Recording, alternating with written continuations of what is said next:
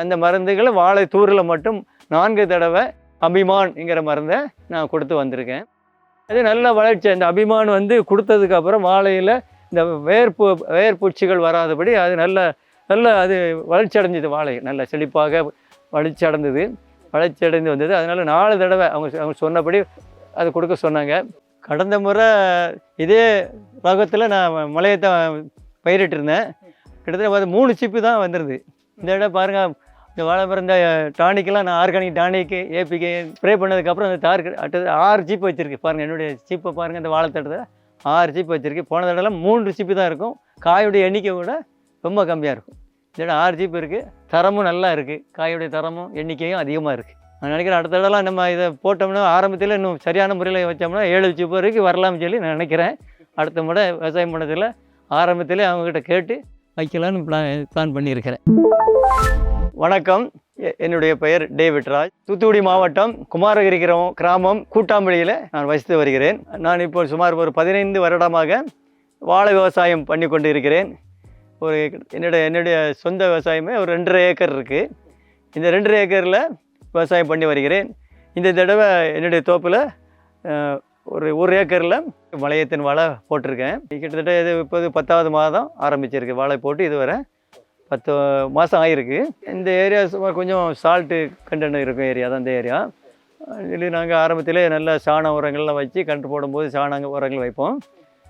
அதன் பின்பாக ஒரு 2 மாதம், நான் கிட்டத்தட்ட 2 மாதம் வளர்ச்சி அடைஞ்ச உடனே நானும் இந்த யூடியூப்பில் ஏபிகே ஆர்கானிக்ஸ் கம்பெனிலேருந்து யூடியூப் மேலே விளம்பரம் வந்தது. அதை பார்த்து அவங்களோட தொடர்பு கொள்ளும்பொழுது அவங்க சில காரியங்களை குறித்து சொன்னாங்க.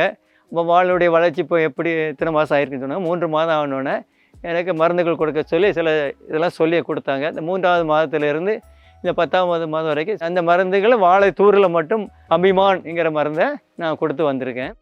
அது நல்ல வளர்ச்சி. அந்த அபிமான் வந்து கொடுத்ததுக்கப்புறம் வாழையில் இந்த வேர்பூச்சிகள் வராதபடி அது நல்ல அது வளர்ச்சி அடைஞ்சது. வாழை நல்ல செழிப்பாக வளர்ச்சி அடைந்து வந்தது. அதனால் 4 தடவை அவங்க சொன்னபடி அது கொடுக்க சொன்னாங்க.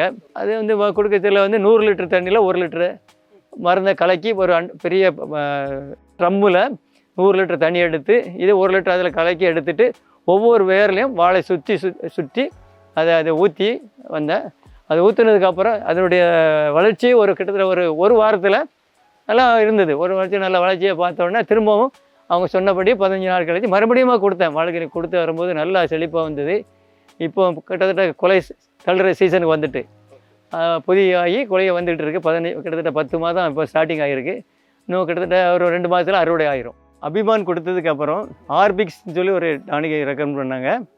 அதை ஆர்பிக்ஸையும் 100 லிட்டர் தண்ணியில் 1 லிட்டர் கலந்து அந்த இதை ஆர்பிக்ஸை வேர்லையும் விட்டேன். தெளிப்பான் மூலம் இலையில படும்படியாக தெளிப்பான் மூலமாக தெளிக்கும் பொழுது அது அந்த இலைகள் நல்லா பசுமையாக இருந்தது.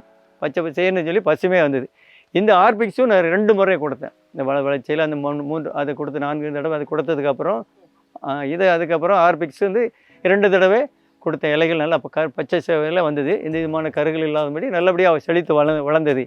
இந்த ஆர்பிக்ஸ் கொடுத்ததுக்கப்புறம் அதுக்கப்புறம் அவங்க இந்த காய்கள் நல்லா பருக்கிறதுக்கு காய்கள் நல்லா வளர்ச்சியாக வரணுங்கிறக்க வச்சுட்டு FL77 இந்த ஒரு டானிக்கரை சொன்னாங்க.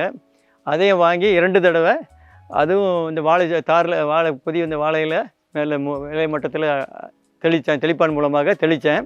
இந்த இடத்துக்கு இந்த வாழைகள் தரங்கள் நல்லா வளர்ந்து அழகு. அந்த சீப்பு எண்ணிக்கை இன்றைக்கி காய்கள் எண்ணிக்கை சீப்பு எண்ணிக்கைலாம் அதிகப்படியானது இருக்குது. நான் கடந்த முறை இதை உபயோகிக்க முன்னால் இருந்ததை விட இன்றைக்கி தார்கள் கிட்டத்தட்ட 5 சீப்புகள் வர இருக்குது. 5 சீப்பு வருது. காய் எண்ணிக்கும் ஒவ்வொரு சீப்பிலும் 12, 11 காய்கள் வர இருக்குது. இதுக்கு முன்னால் அப்படி வராது. 3 சீப்பு வரும். காய்கள் எண்ணிக்கை 7, 8 அந்த மாதிரி தான் இருக்கும். இந்த இடம் நல்ல வளர்ச்சி அடைந்து நல்ல தார்ப்புகளும் எண்ணிக்கைகள் தாருடைய காய்கள் எண்ணிக்கை அவருடைய சீப்புகள் எண்ணிக்கை அன்றைக்கி அதிகமாக இருக்குது. இந்த யூஸ் பண்ணதுனால இந்த எப்பொழுது நல்ல காய்களுடைய வளர்ச்சி காயுடைய பருமன் உண்டாகும் காய்ச்சிட்டு இந்த FL77ங்கிற மருந்தை சொல்லியிருக்காங்க. நானும் அதை தெளிப்பான் முறை தெளிச்சிருக்கிறேன். இன்னும் ஒரு முறை தெளிக்கிறதுக்கு சொல்லியிருக்காங்க. அதுபடி அதற்கும் நான் அடுத்த ஒரு 2-3 நாளில் தெளிக்கிறதுக்கு நான் ஆயத்தமாக இருக்கிறேன். கடந்த முறை இதே ரகத்தில் நான் மலையத்தை பயிரிட்டிருந்தேன். கிட்டத்தட்ட 3 சீப்பு தான் வந்துடுது. இந்த இடம் பாருங்கள், இந்த வாழை மரம் இந்த டானிக்கெல்லாம் நான் ஆர்கானிக் டானிக்கு ஏபிகே ஸ்ப்ரே பண்ணதுக்கப்புறம் அந்த தார் அடுத்தது 6 சீப்பு வச்சுருக்கு பாருங்கள். என்னுடைய சீப்பை பாருங்கள், இந்த வாழைத்தட்டத்தில் 6 சீப்பு வச்சுருக்கு. போன தடவை 3 சீப்பு தான் இருக்கும். காயுடைய எண்ணிக்கை விட ரொம்ப கம்மியாக இருக்கும். இதோட 6 சீப்பு இருக்குது. தரமும் நல்லா இருக்குது. காயுடைய தரமும் எண்ணிக்கையும் அதிகமாக இருக்குது. நான் நினைக்கிறேன் அடுத்த தடவை நம்ம இதை போட்டோம்னா ஆரம்பத்தில் இன்னும் சரியான முறையில் வச்சோம்னா 7 சீப்பு வரைக்கும் வரலாம்னு சொல்லி நான் நினைக்கிறேன். அடுத்த முறை விவசாயம் பண்ணதில் ஆரம்பத்திலே அவங்கக்கிட்ட கேட்டு வைக்கலான்னு பிளான் பண்ணியிருக்கிறேன்.